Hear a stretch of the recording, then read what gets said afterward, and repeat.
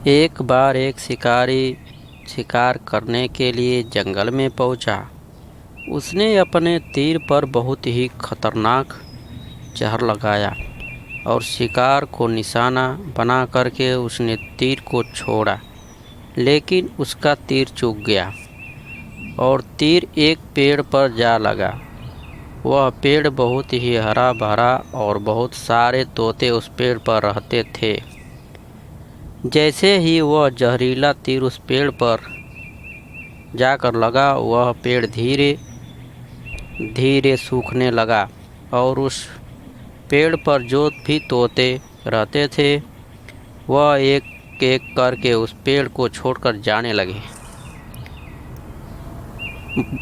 उस बड़े से पेड़ के कोटरे में एक बहुत ही बूढ़ा तोता रहता था, जो बहुत ही धर्मात्मा और अच्छे मन का था।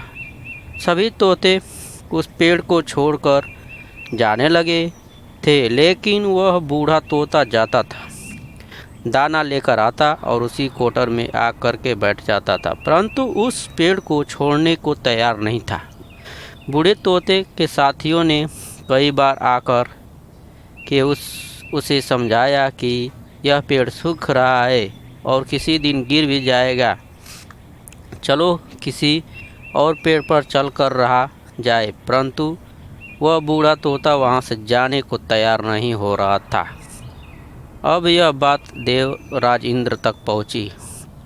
उन्हें बताया गया कि एक तोता है, वह जिस पेड़ पर रहता है उस पेड़ पर एक जहरीला तीर लगने के कारण सूखने, गिरने और ख़त्म होने के कगार पर आ पहुँचा है, और एक बूढ़ा तोता अभी भी वहीं पर रह रहा है।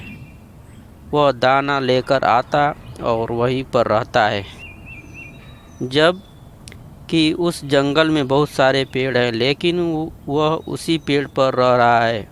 देवराज इंद्र प्रकट हुए और उसे बूढ़े तोते को कहने लगे कि आप बहुत धर्मात्मा हैं, बहुत ही अच्छे बन के हैं, लेकिन आप इस पेड़ को छोड़कर किसी और पेड़ पर चले जाइए, क्योंकि यह पेड़ कुछ ही दिनों में गिर जाएगा। तालाब के पास में बहुत से बड़े बड़े हरे भरे पेड़ हैं, बड़े बड़े कोटर हैं, उन पेड़ों पर फल भी लगे हुए हैं, उन्हें वहीं पर तोड़कर खा सकते हैं, परंतु यहाँ से आप चले जाइए। तोता बोला, माफ़ कीजिएगा, इस पेड़ ने मुझे जीवन दिया है, शिकारियों से मेरी रक्षा की है, हर मौसम मेरे साथ रहा है, कोटरे मेरा घर है, यहाँ मैं पला बड़ा हूँ, इस पेड़ को मैं छोड़कर कैसे जा सकता हूँ? इस पर संकट आया है तो क्या मैं इसे छोड़कर चला जाऊँ?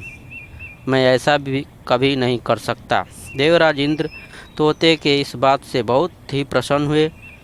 उन्होंने तोते से कहा, मैं आपकी इस बात से बहुत ही खुश हूँ, मांगो जो आपको मांगना है हो। उस बूढ़े तोते ने कहा, मुझे इतना मांगना है कि जिस पेड़ ने मुझे जन्म दिया, जहाँ मैं रहा पला बड़ा, जिसे आप मेरा जन्मभूमि कह सकते हो, आप इसे फिर वैसा ही हरा भरा कर दो जैसा यह था।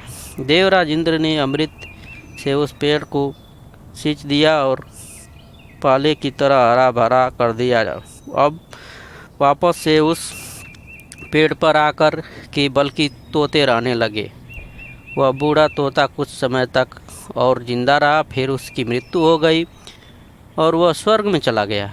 यह कहानी हमें सिखाती है कि जब भी किसी इंसान का बुरा दौर आता है तो इमोशनली वह टूटा हुआ होता है, उसे किसी के सहारे की ज़रूरत होती है, किसी की आवश्यकता होती है। अगर आप ऐसे समय में उसे छोड़कर चले जाएंगे, उससे बात नहीं लगे, वह बूढ़ा तोता कुछ समय तक और ज़िंदा रहा, फिर उसकी मृत्यु हो गई, वह स्वर्ग में चला गया। यह कहानी हमें सिखाती है कि जब भी किसी इंसान का बुरा दौर आता है, इमोशनली वह टूट जाता है, उसे किसी सहारे की ज़रूरत होती है, किसी आवश्यकता होती है। अगर आप ऐसे समय में उसे छोड़कर चले जाएंगे उससे बात नहीं करेंगे, मुंह मोड़ लेंगे तो आपसे बुरा कोई नहीं है, क्योंकि आप किसी के सुख का साथी बने या न बने, लेकिन आपको हमेशा किसी के दुख का साथी जरूर बनना चाहिए।